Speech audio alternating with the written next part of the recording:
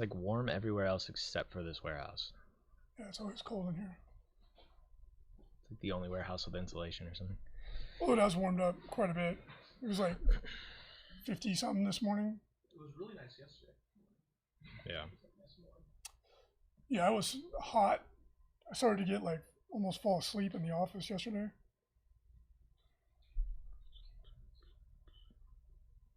Alright.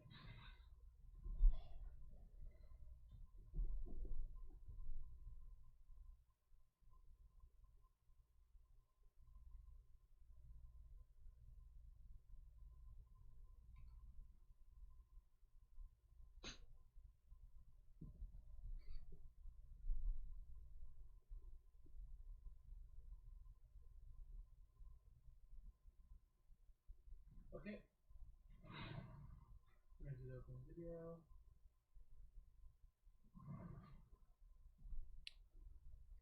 Can I take the mouse? Yeah, I just need to take the message. Oh, go ahead. Fix whatever you need to do, and then I'll turn on the opening video and start. Go for it.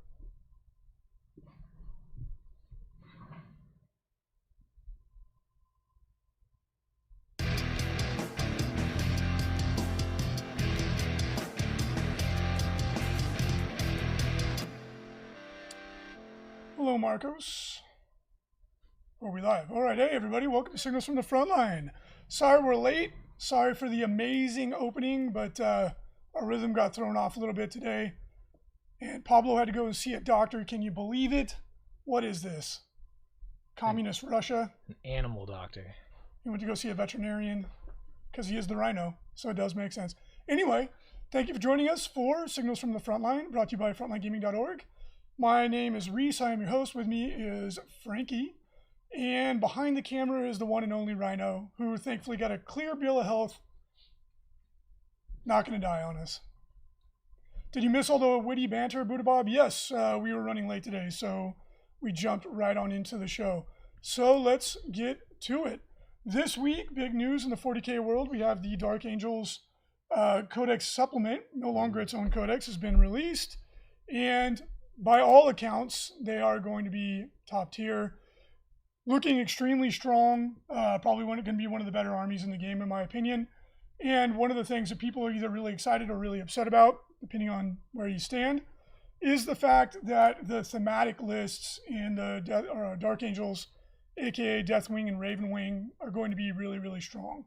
You can play them on their own, and for the first time in forever, a la Frozen, they're going to be really, really good. Deathwing, Ravenwing, both, I think, are going to be winning missions no problem. And I think both of those subcategories of Dark Angels are going to be top tier unto themselves. If you want to play Green Wing, which is the kind of common parlance for like normal Dark Angels with Marines, also going to be really, really strong. And I think overall, this is a 10 out of 10 codex. I think if every codex had this degree of power and flavor, then 40K is going to be in a great spot. When you can play a thematic list and not feel like an idiot and get your butt kicked every other game, or you can kind of play generically, or you can tune it up and try and eke maximum power out of it, and all those ways to play are viable. That to me is a home run. What is your opinion on the codex, Frankie?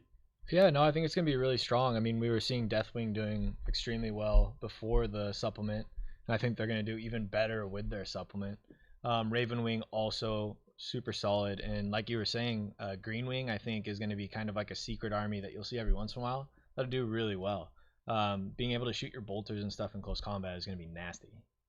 So I'm excited to see how they do on the table. It'll be cool to see like mini Marines or just a lot of Primaris Marines on the table. So yeah, indeed, and some of the really interesting stuff too is like, I don't personally think it was necessary, but as long as other armies get the same treatment, it's all good. But it's like the rules on rules on rules. That's like my biggest critique of 9th edition. So now you have doctrines, but now you have extra doctrines, right? Like in the Devastator Doctrine, Dark Angels get all the other benefits of being in the Devastator Doctrine, and they get 6 inches of range. And then in the Tactical Doctrine, they get, they can shoot into combat. And then in the Assault Doctrine, they can do extra stuff. And it's like, I literally have trouble keeping track of everything. You know, like you could have to play the same list over and over and over again just to remember what your list does. So that's my biggest critique. However, that is where a lot of the flavor comes from in it. And so long as other armies get a similar treatment, it's all good. It's just going to be a challenge to try and recall, you know, everything that's going on at the same time. Like I feel like I need a flow chart just to remember everything that's happening in my Deathwing army now, because there's 5 characters that each have an aura. And then depending on what doctrine I'm in, there's all this other stuff going on. That's what makes them so good. But it's like, I need like a cheat sheet just to remember what the heck is going on half the time. Like I forget my own rules constantly. So. Yeah. And I mean, it's funny because like 6th edition, I think, is when you really started to see all these rules pop up on top of rules. So if you listen to any of our old podcasts, we would always be like, yeah, if you ever have to say and more than twice, you have too many rules. Now you say and like 30 times. So I don't think that rule even applies anymore. Now it's if you have less than 10 ands, you're probably not super good codex.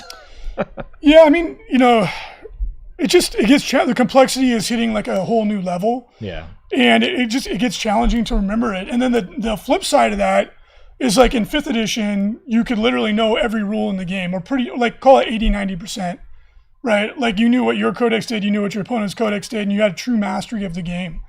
Now, yeah, give me a break. Like you could be the greatest player in the world and you're still getting surprised by stuff every single turn, right? It's like, oh, I have a stratagem that lets me go back in time. You're like, oh, sure, sounds cool, right? It's the Back to the Future stratagem. And that part of it is getting a little bit challenging. Like it gets exceedingly difficult to really have mastery of the game. It's like it's approaching like Magic the Gathering level complexity because of all the inner workings and inner relationships between the rules. So, you know, that's not like a huge critique. That's like my only critique of where we're at with the codexes. So it's like, yeah, I love it. I love the flavor. I love the depth. Like you can write lists for the rest of the edition out of this codex and never explore all the options. But it also just makes it difficult to actually play the game, in my opinion. Might just be because I'm getting old also. I can't remember everything. No, it's a lot. Like honestly, like even just playing like Harlequins, right? They don't even have their own codex yet. Like just remembering all of the stratagems that there are. And like so many of them are situational, so like to remember that you have to have had like experienced it at some point, or you remember it just off the top of your head. And it's just there's so many different rules going around. And then like you said, once you have the codex, it's like you have these rules that interact with other rules. So it's like, oh, are you in the tactical doctrine? Okay, well you have these 3 things. Are you in the assault doctrine? Okay, you have these 2 things. You're like, oh my gosh. Yeah. How do you remember it all? So like the stratagems are my favorite part of 9th edition. I think they're the best, or in 8th too. I think they're the best like addition to the game. However, I would rather see less stratagems that are more generally applicable than having 80 million stratagems that are hyper-specific, because it makes it harder to remember them. You're less likely to even use them because you don't remember what they do. And I think that the game would actually be better if you had less options that were more meaningful, right? So, and I'm not bashing 9th edition. It's obviously, it's a killer edition. People are loving it. That's just like a general point of feedback that I have about where we're at. Because looking at this, like I was having trouble remembering everything my army did out of the index. And now it's like twice as complex, right? So I'm like, man, I'm going to seriously have to get flashcards. And it's like I'm cramming for a test in college again. And just like, what does Belial do? 2+ to wound, +1 to hit, reroll auras, you know, like otherwise I don't remember it. But that aside, I think it's a great codex. I think it's a great addition. It's just, you know, a little bit higher learning curve. It's a lot. Yeah. And one of the other cool things about this codex, and we're not going to do a full review because there's already a million out there and it would be redundant. But one of the things I really liked about this codex is that the Librarian in the Dark Angels codex is the first, I think, really, really appealing Librarian out of all the Space Marine flavors we've gotten so far. You don't really see Librarians in Space Marine armies at all. It's basically chaplains, lieutenants, and captains. That's all you're seeing. But with Dark Angels, their power, like seriously, 5 out of 6 of the psychic powers just slap. They're so good. And it has me like thinking, gosh, do I want to try and drop Belial or even drop the Chaplain to get a Librarian? But like, I don't want to drop either one of those because they're both so good. The Interrogator Chaplain is such a boss. The plus 2-inch charge aura by itself makes the Chaplain worthwhile, but the Librarian powers are really, really good, and we'll go over them really quick, just to put context to what I'm saying. But I think that's a really cool thing about this codex is it's actually a hard choice on what HQs to take, right? Like that's always been kind of what Space Marines have been plagued with. It's like you don't really take Librarians. Maybe every once in a while you will. Chaplains rarely used to see the table. Now you're seeing them a lot more because they have these cool abilities. Captains you always saw for their reroll 1s. Chapter Masters rerolls a hit. Lieutenants rerolls 1s. So it's like now there's like so many different options and they're all doing cooler and cooler things that now it becomes like this fight for what characters are you going to take. And the cool thing about that as well is you're going to see so many different lists because maybe I take a Librarian but Reese takes a Chaplain. And there's good reasons to take either or both. So it'll be really cool to see what people come up with. Yeah, I think a Chaplain Librarian is going to be a really common combo. Just for Deathwing, which is the flavor that I specifically play, you need Belial to get the extra slots, the extra elite slots. Because like hilariously, 6 is not enough to run your army the way I do. Then obviously the other choice is just to switch to a battalion and then take some like tactical Marines or something to fill the troop slot. Yeah. But having those 3 HQs would be really, really meaningful. And I agree with everything that you said, Frankie. It's cool that it's a choice. It's cool that it's a hard choice. And it's not just like an obvious path of least resistance. But yeah, look at these. Let's take a look at these Dark Angel's powers because I feel like this is one of the things that stands out the most. You have Mind Worm, which is like this right here. This power by itself makes the Librarian appealing. So it's a 18-inch range, and it does a mortal wound, and then it turns off. I'm sorry. I'm thinking of a different one. Mind Worm's extremely good too. So it does a mortal wound, and it makes someone fight last. That's incredibly good, obviously, right? Like a Morty or Magnus or whatever, whoever, right? Any really powerful melee character, you can make them fight last. And then if you've got like a unit like Deathwing Knights or something that's in combat with them, that unit's probably going to die before they even swing. So it's huge. You can just make a guy die instead of killing a bunch of your guys. The Mind Wipe was the one I was talking about. 18-inch range, and it turns off an enemy aura. Like, that's actually really becoming a more common ability in the game now. Like, Admech can do it. Night Lords can do it. Mm-hmm. I think there's another one that can do it too. I think Chaos maybe. But that's ludicrous. That is a ludicrously powerful ability. Like, if you can turn off someone's morale control aura, or if somebody's giving an invulnerable save, or a feel no pain aura, so anything like that, dude. That's like, you could break the back of someone's army just off of that ability. Yeah, it's super powerful, and I like it because it's so different than like anything else that we're seeing, right? Like it's really cool that you'll be able to turn off auras that your opponent's like dependent on. So yeah, and it's great. Like for example, Deathwing, they lost their feel no pain aura, but they got the -1 damage aura, which I think is with 3 wounds. I think it's. So with the feel no pain, like with 3 wounds, you're going to make 1 usually, right? So it's about the same. But then every now and then you get lucky and you make 2, but every now and then you make none, right? So like for the -1 damage, I'm fine with it. When you have 3 wounds, it's fine. Yeah. Like I feel like it's a more reliable version of feel no pain. Yep. Right.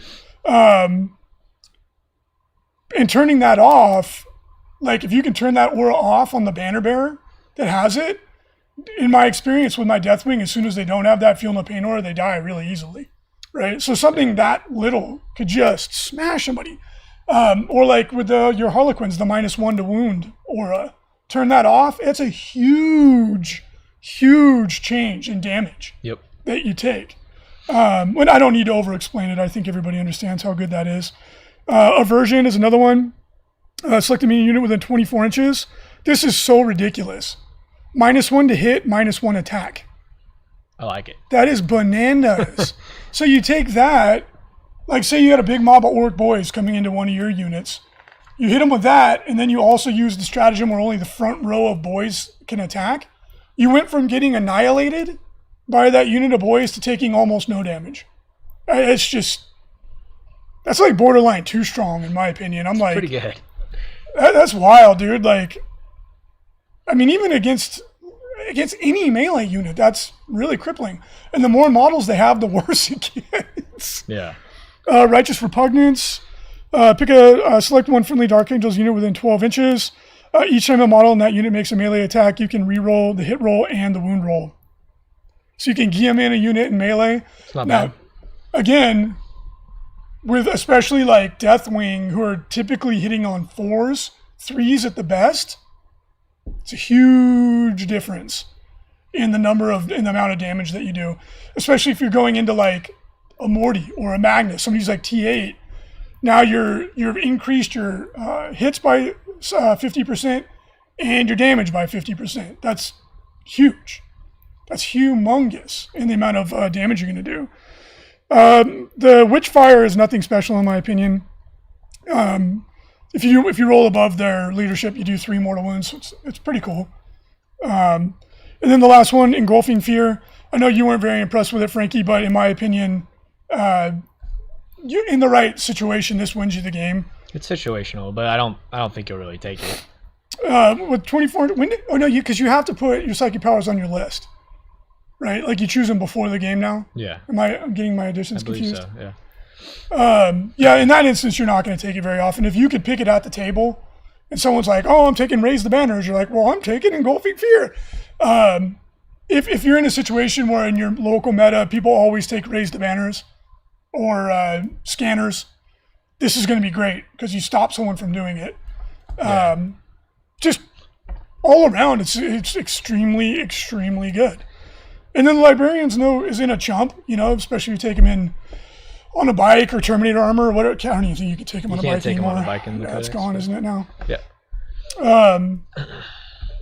He's decent in melee as well. So all around, just an incredibly good codex. A lot of people think it might be too good. Hopefully we have events come back here relatively quickly and we can find out for real and not just theorize But on the whole, 10 out of 10. For everybody that doesn't play Dark Angels, maybe not. You're not going to like it. But yeah, they're super good. It's like we were saying, people are doing really well just without this. And now that they have it, it's just, you get a plethora of new rules. It's pretty good. Yeah, and my old ass is gonna have to create flowcharts because I have trouble remembering it as it's a lot of rules.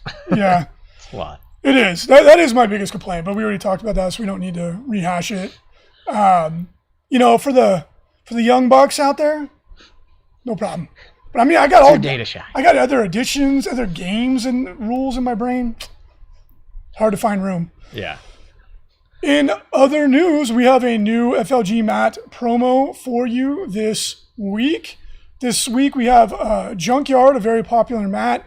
It evokes a setting that would be perfect for a post-apocalyptic game. It's great for orcs, Junkticrons, like my Necrons. Basically, any game that would take place in sort of a rough and ready kind of Outlanders or what's that popular video game, Borderlands type setting. Junkyard is perfect for that. It goes really, really well with the orc ITC terrain, but you can really use almost anything for it. Very, very cool mat. It's very popular. It's available at 18% off right now. So if you want to pick one up, we do have it available in a wide range of sizes from Kill Team on up. Go ahead and grab one and get your junk on. Get your junk on. Sounds like a song. Dude, Ba Wheat Grana Wheat Mini Bomb. Some of you will get it. Some of you won't. Breakdancing Transformers. That's my only hint. It's the glory days. But yeah, check that out and pick one up if you want. And then also today is the last day to take advantage of our Jungle FLG mat promo, which we've been running. Jungle is another super popular mat. Personally, it's one of my favorite mats. I think on the table, it's one of the coolest looking mats that we have, in my opinion. Yeah, it's a really cool mat. Yeah. We don't have that many stinkers, to be honest. Except for Junkyard, you know what I'm saying? I think Junkyard's awesome. Because it's got junk on it. I actually like Junkyard more than Badlands, but Badlands is one of the best sellers. Yeah. I think, because a lot of the times you can't tell the detail on the mat from the picture. Yeah. Because the mats, obviously, it's like gigantic, and the picture's, a fraction of the size. And then when you get them in real life and you get to see like the full size art, a lot of times they look way better in real life than they do in the picture. Yep. Marcos got his junkyard during the Black Friday sale. Thank you so much. And thank you for your patience. We had took us a while to get caught up on that. And he has junkyard in 2 sizes. Thanks so much. Nice. Appreciate the business. Bulldog0013 asks in the chat, and by the way, if you're new to the show and you hear us talking to phantoms, you can join us for the show live on Twitch, YouTube, or Facebook, 11 a.m. Pacific Standard Time normally. We were a little late today. And we have the chat live, and we like to engage with people that fire us questions.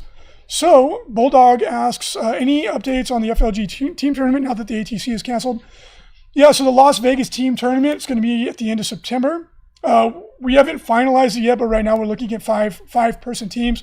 We're going to run a poll on the Facebook page associated with it. We're getting all that worked out.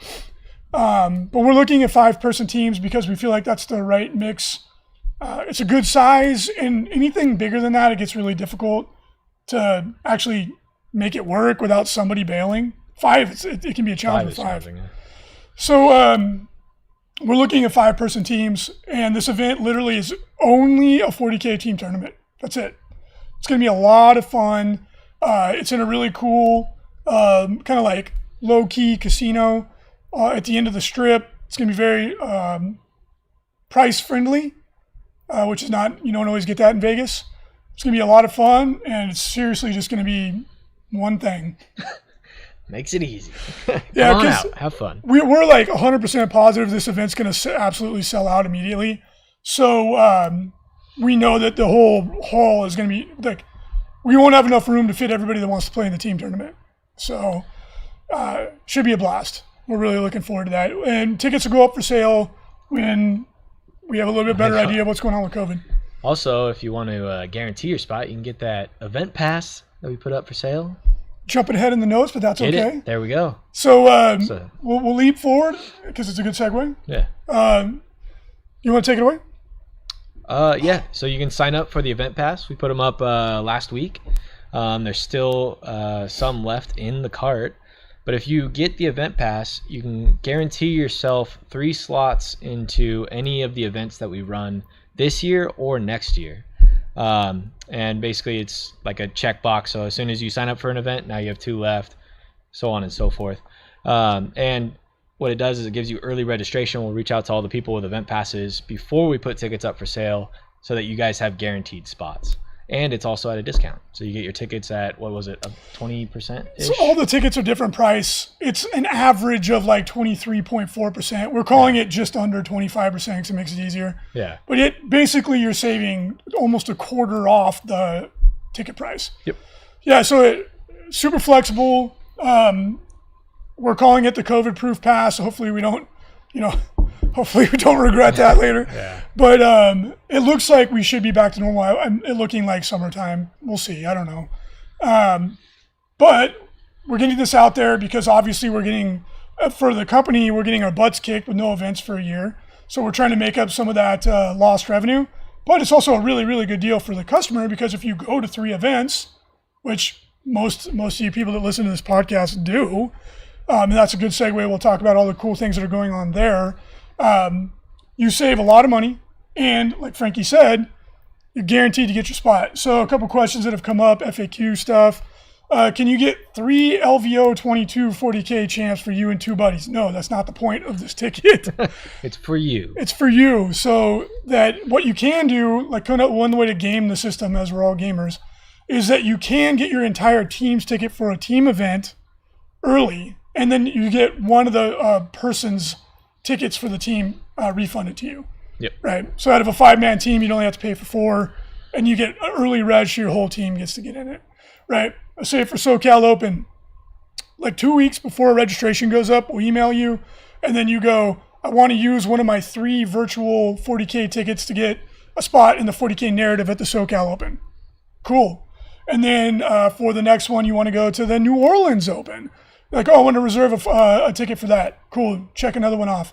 Oh, and then I want to go play in the 40K friendly at the LVO 2022. Bang.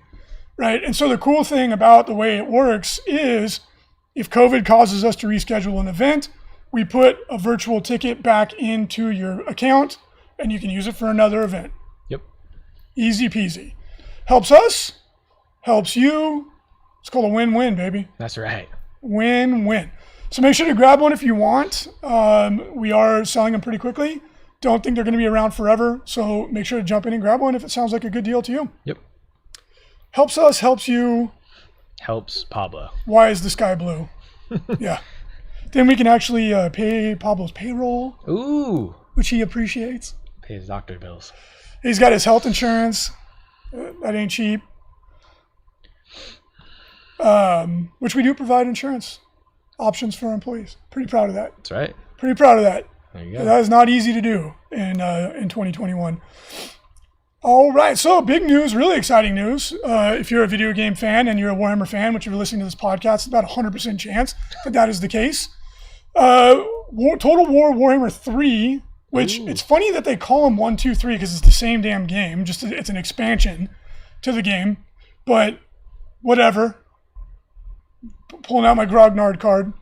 Total War Warhammer 3 was announced. It looks amazing. In the preview video, which I highly recommend you watching, it's very entertaining. They feature Kislev, which is cool because you've never seen them in anything, really, and Chaos Demons. So that's exciting. Sounds like a lot of fun. It's going to be a cool expansion. And the way Total War series works is that you get a whole campaign, at least one, probably more than one, that come along with this. So super exciting. Can't wait to get my hands on Total War Warhammer 3. Should probably get more than 20 turns into Total Warhammer 2.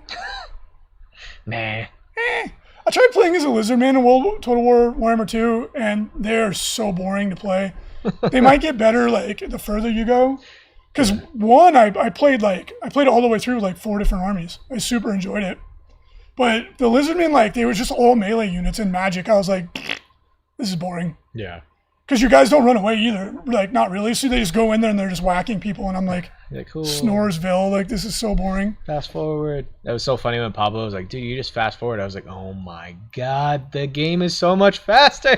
You didn't know that? No, I had no idea. You just sat there and watched him slowly I would just watch him walk. I'm like, holy crap, this takes forever. And then Pablo was like, why don't you fast forward? I was like, oh my God. I would always slow it down when you get into combat. But because the first time I played as Empire, and I didn't know how to play the game either. Yeah. I thought you had to literally conquer every single space on the map. Yeah. And I was like, this game is so long.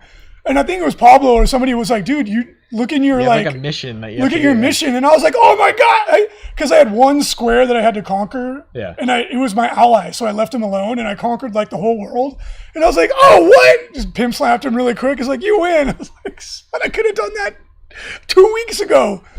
It's a really good game though. It really is. But playing as Empire, hell yeah, you fast forward because you just shoot everybody to death. So I line up my gun line, fast forward, and it's just it's like watching the opening scene of Saving Private Ryan in double speed. Sieging the castles is my favorite part. Yeah. That stuff was so fun. I'm like, yeah. Dude, at the end of the campaigns, I just auto resolve every fight. I'm just like, oh my God, let's get this over with. Yeah, after a while you're like, I don't need to I would fight any of the ones that were close. I was like, all right, okay, our armies are close, I will fight. I've gone in 1,000 battles now. I don't care. Yeah. I don't care how many casualties I take. Just get this over with. But yeah, super fun game. Can't wait to play it. The Kislev looks amazing. I was always really into the army because it's a mix of obviously kind of a little bit of a Mongolian feel. You have the people of the steppes. It looks amazing. It's if you took what is the historical people I'm looking for from Russia that were on the what's that? The Rus? The Rus. It could have been the Rus. In Sleepy Hollow, the bad guy was one of these. The Headless Horseman was a blank. A headless man. He was. That is correct. But prior to losing his head, a vampire. I can't remember. Hussar. Thank you. I knew someone in the chat would get it. I was like, why can I not remember what this is?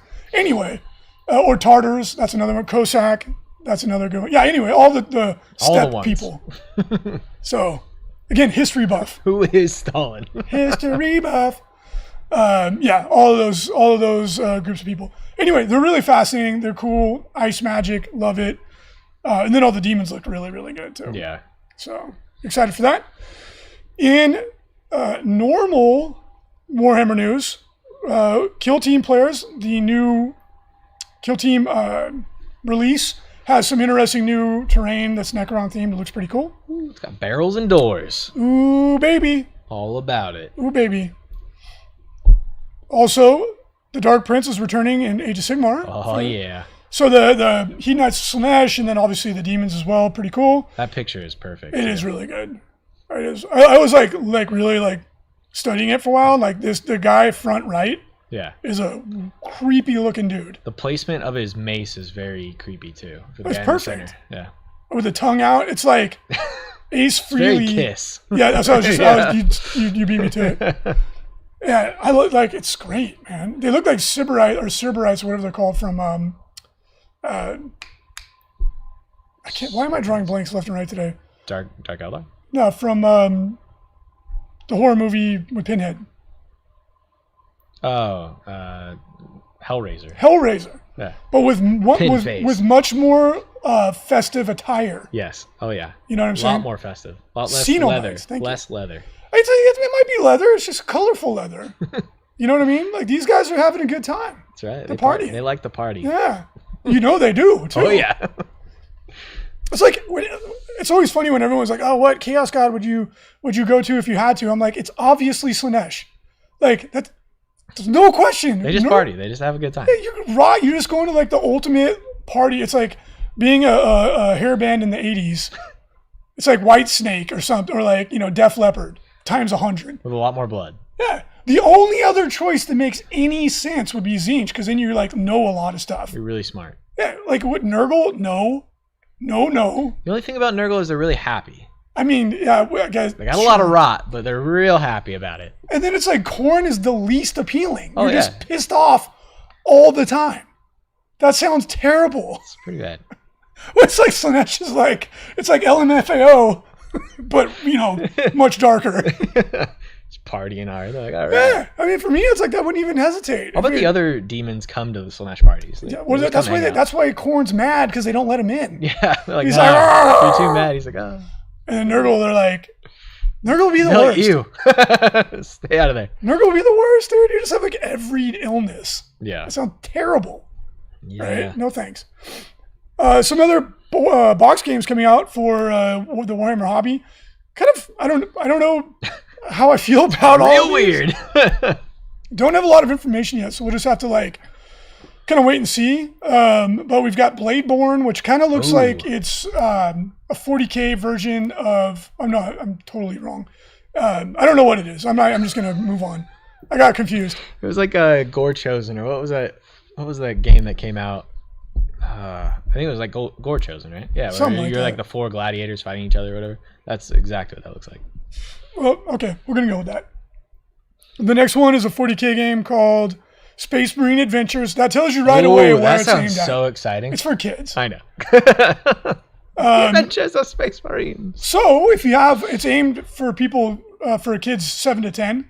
So if you have a child that you're interested in getting involved in the hobby, this is probably a really good way to do it.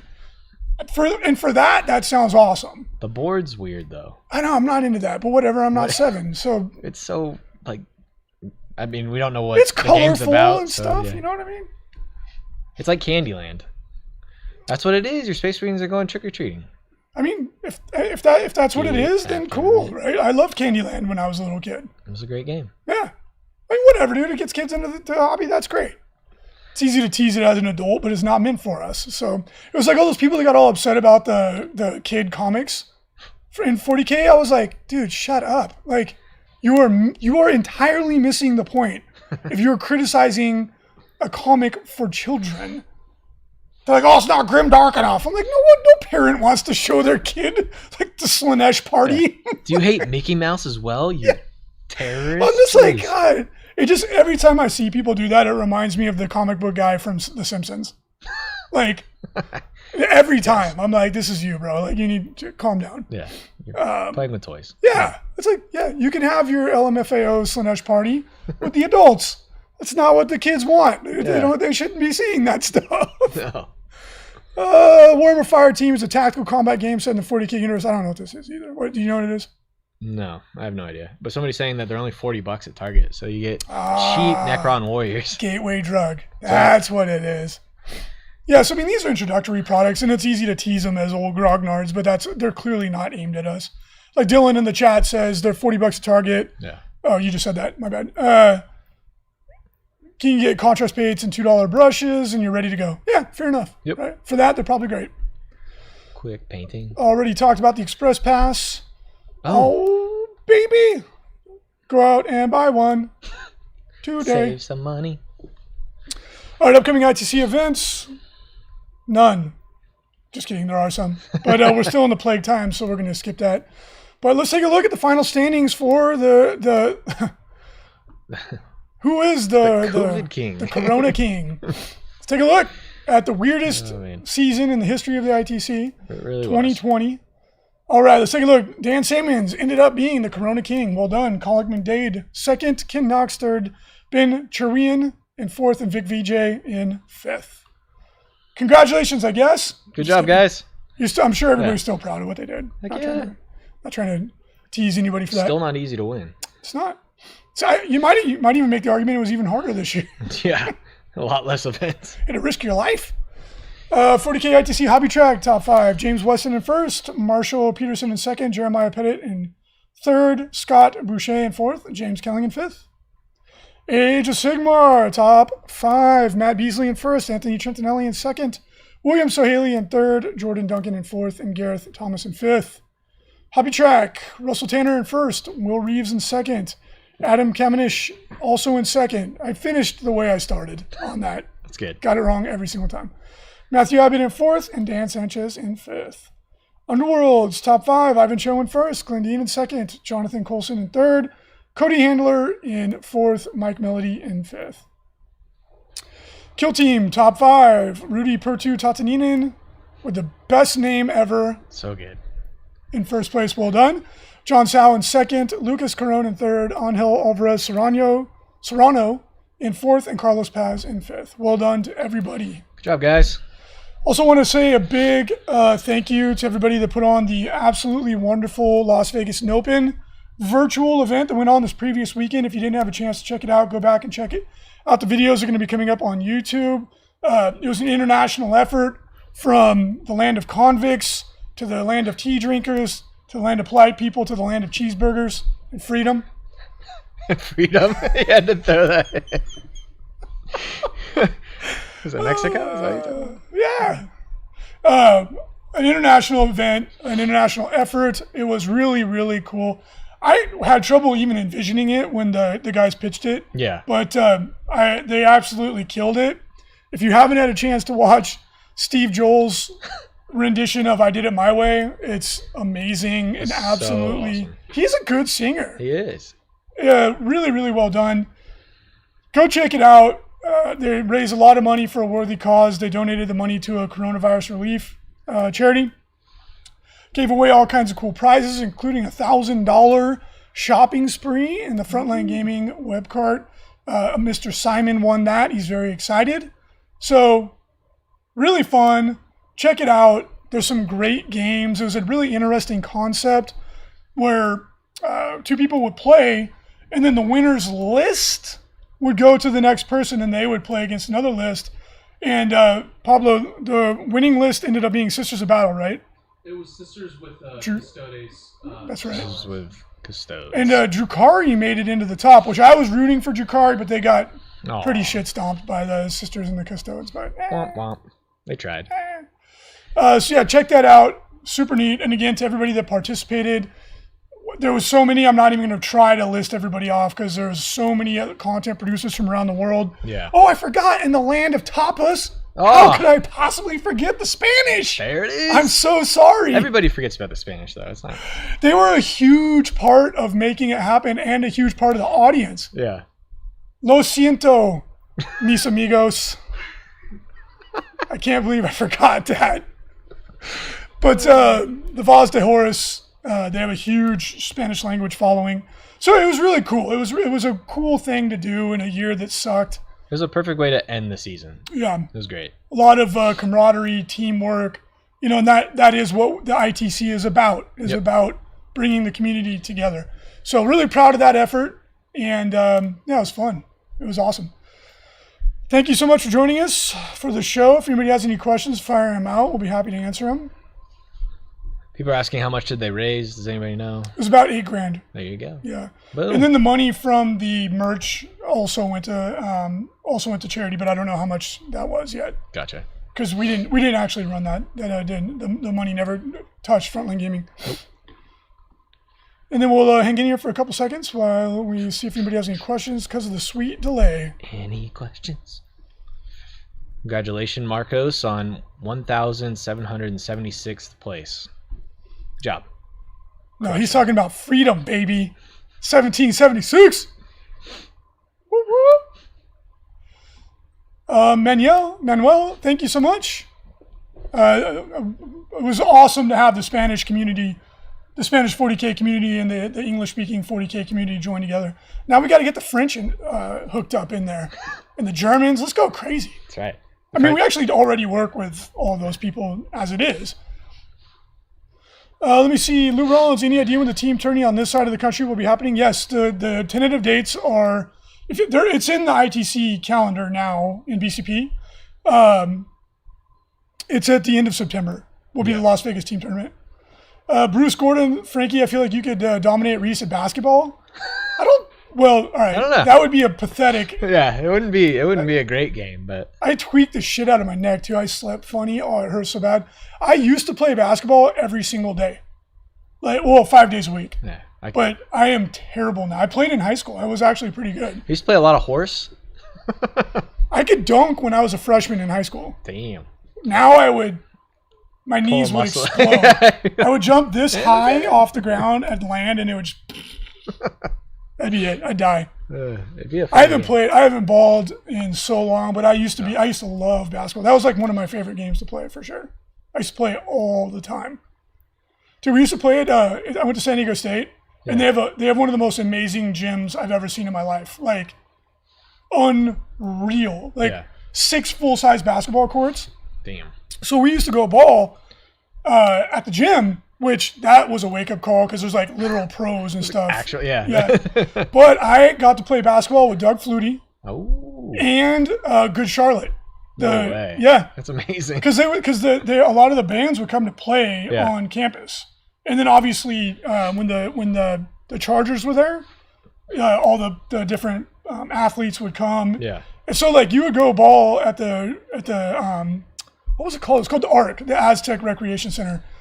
Dude, there was the scrub court where I normally was. It was these guys are pro player court. Yeah. And then there was kind of in between. But yeah, I got to play against Good Charlotte. Those guys can ball, dude. They're really been playing for a long time. They're really good. Yeah. Really, really. And Doug Flutie was ridiculously good. But he's a professional athlete, so what do you expect? Yeah. That was fun, man. Yeah, I don't even. God, I would embarrass myself if I tried to play basketball. I'd shoot it on the wrong hoop. I'd be like, oh, dang it. Yeah. There was no defense down there, so I went for the easy shot. Yeah, I could probably play half court for a half hour right now. Yeah, my cardio would be not good. Not good at all. Yeah, old man moves, Rich Kelton. Yeah, you and me both, buddy. Yeah. I don't even know if you call them moves. Yeah, stop. That's just walking. That's all that is. Yeah, I used to love to play basketball, but I can't. My mobility is limited. I started doing yoga every day. To try and... We'd have to have a rule, no back. jump shots. You're like, all right.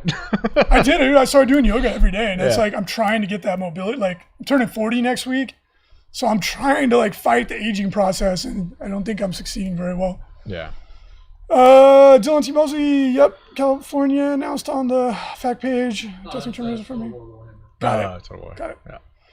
All right, well, everybody's just kind of chatting, having a good time. Thank you so much for joining us. We hope you enjoyed the show as much as we enjoyed talking to you. Please take a look at getting one of those express passes if you want to go. Can't believe I forgot. Let's talk about all the other events that are going on. Totally slipped my mind. Last point before we close out. So one of the selling points of the express pass is that we have over 14 major events planned from now until the end of 2022. I don't know how many of them are going to actually go off, but there's a ton of options. So we've obviously got the ones you know and love, the Las Vegas Open, the SoCal Open, and the Bay Area Open. LVO, BAO are not going to happen this year, so we're not counting those in the 14. But in addition to those 3 awesome events, we're also going to be running the New Orleans Open in December. That's going to be absolutely amazing. Kicker, you can see there in chat, he's our new events manager. The New Orleans Open, we're thinking about running that as a 40K team tournament. If you're interested in putting your opinion in on that topic, keep an eye on Frontline Gaming. We're going to be running a poll. Because of the space limitations, we're thinking about doing it that way. We're not 100% sure yet. Marcos Castellanos asks, sorry if I mispronounced that. Anything in Texas? Yes. We are looking at running an event in Texas in the summertime. We are about to sign the contract on that event. We're also looking at one in North Carolina, and we're about to sign the contract on that event as well. That one's going to be really cool. We'll give you more information as it comes along. And that one, we're looking at February timeframe. And that one's going to be I'm really excited about that one. The venue is something, it's special. It's going to be really cool. Yeah. We're also going to be running the Las Vegas team tournament in September. And I feel like I'm forgetting one. What am I forgetting? Atlantic City? Atlantic City Open. That one's in June. So I feel like with COVID, It's a 50-50 shot. we're feeling like that's a 50-50 shot that one's going to fire off or not. However, Atlantic City Open has the potential to be an LVO-like caliber event. The venue's huge.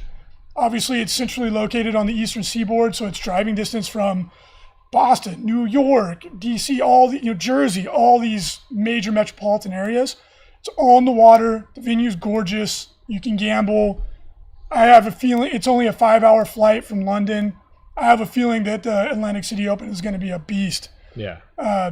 We'll see if it goes off this year or not. I'm hoping, but we'll see. If not, going forward, I think it's going to be a hell of an event. And we have another event which we're currently negotiating on. We're not certain which direction it's going to go, but FLG is coming with the heat. We got a full schedule. We've been cooped up just as long as you guys have, so more events whenever we can. Plotting and planning and negotiating and wheeling and dealing. We didn't let 2020 go to waste. No. Didn't just put on 20 pounds for nothing. I didn't put the COVID-20 on. I'm down to the COVID-15 now. Thank you very much. There you go. Yeah, I can't seem to get under 205. I keep going up and down on it. But I have been getting some mad gains. There you go. So anybody who wants to the banana.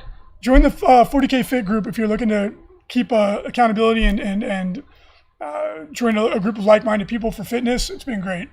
I like to imagine that I'm gaining muscle as I'm losing fat. That's why I haven't gone under 200 pounds. That's probably it. That's what it is. So anyway, look at the Express Pass. That gives you access to your choice of 3 48K events from any of the events we just listed. So from now through 2022, it's a really good value. It's a really good value for you. All right, now, like the Lord of the Rings, 3 false endings. Here's the real one. Boom. Thank you for joining us. Have a great week. We'll talk to you on Wednesday. Pablo, have the Eagles come on the screen. Pull